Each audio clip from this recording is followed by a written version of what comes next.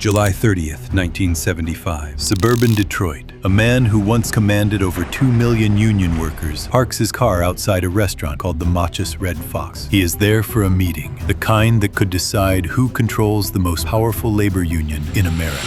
At 2:15 p.m., he makes a phone call to his wife. He says the men he's supposed to meet haven't shown up. He sounds irritated, not afraid. Minutes later, he vanishes. His car is still in the parking lot. There are no signs of violence. No confirmed witness sees him leave. The man is Jimmy Hoffa, and what happened in that parking lot would become one of the most enduring unsolved cases in American history. Because this wasn't just a disappearance, it was a power struggle between a former Union king, alleged mafia figures, and the federal government watching them both. And somehow, in the middle of all that surveillance, Jimmy Hoffa disappeared without a body, without a charge, and without an answer. So what really happened in that parking lot? To understand the disappearance, you have to understand the man. Jimmy Hoffa was not just a union boss. He was the face of organized labor in the 1950s and 60s. As president of the International Brotherhood of Teamsters, he controlled one of the largest and most powerful unions in the country. Millions of workers, massive pension funds, influence that stretched into politics, and, according to federal prosecutors, into organized crime. In the 1960s, he was convicted of jury tampering and fraud. He went to prison in 1967, but in 1971, President Richard Nixon commuted his sentence. There was a condition. Hoffa could not participate in union activities until 1980. Most men would have retired quietly. Hoffa didn't. By 1975, he was actively trying to regain control of the Teamsters, and that effort made powerful enemies, inside the union and outside it, including figures long associated with Detroit's mafia networks. The stage was set, the tension was rising, and Hoffa believed he could outmaneuver everyone.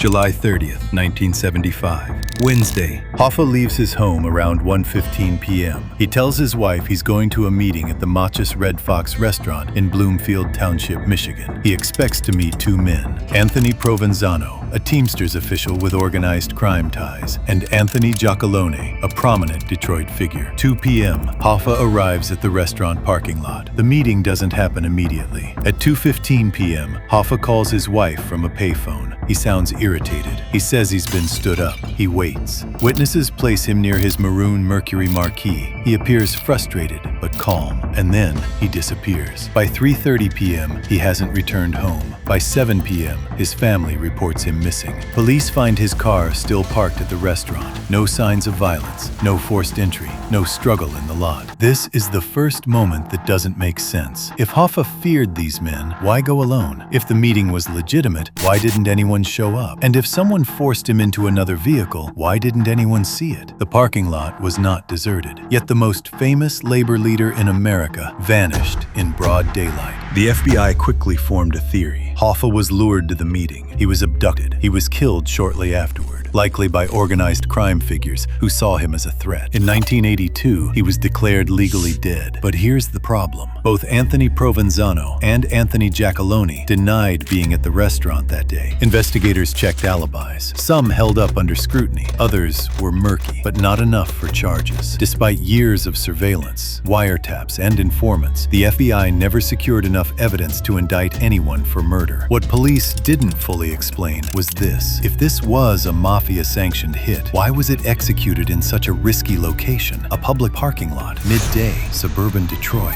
Organized crime was known for precision, control, planning. Yet this disappearance left behind chaos, speculation, and zero physical evidence. Either it was the perfect crime, or something about the plan went wrong.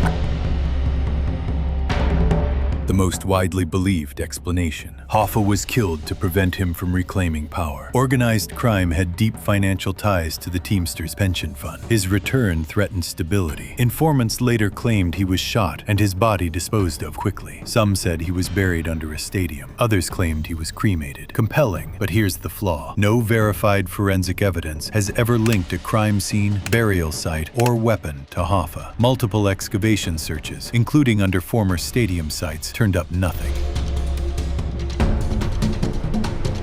Hoffa wasn't just battling mob figures. He was clashing with the sitting Teamsters leadership. Some speculate union insiders saw him as a destabilizing force, but this theory struggles with motive. Removing Hoffa through legal and political channels was possible. Murder would only draw federal scrutiny, and it did.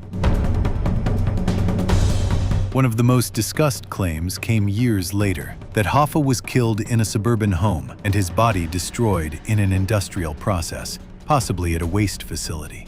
Investigators even conducted searches decades after the disappearance, nothing conclusive. Each theory feels plausible, each collapses under scrutiny, and the case remains open. Nearly 5 decades have passed. The Federal Bureau of Investigation has followed leads across states, excavated properties, re-interviewed witnesses, reviewed old wiretaps. Still no body, still no charges, still no definitive answer. Jimmy Hoffa's disappearance became more than a missing person case. It became a symbol of power struggles, corruption fears, and the shadows between labor, politics, and organized crime in 20th century America. The parking lot is quiet now. The restaurant changed hands. Life moved on. But one question refuses to fade. Did Jimmy Hoffa underestimate his enemies, or did someone he trusted walk him calmly toward his own disappearance? The mystery remains, not solved, just waiting.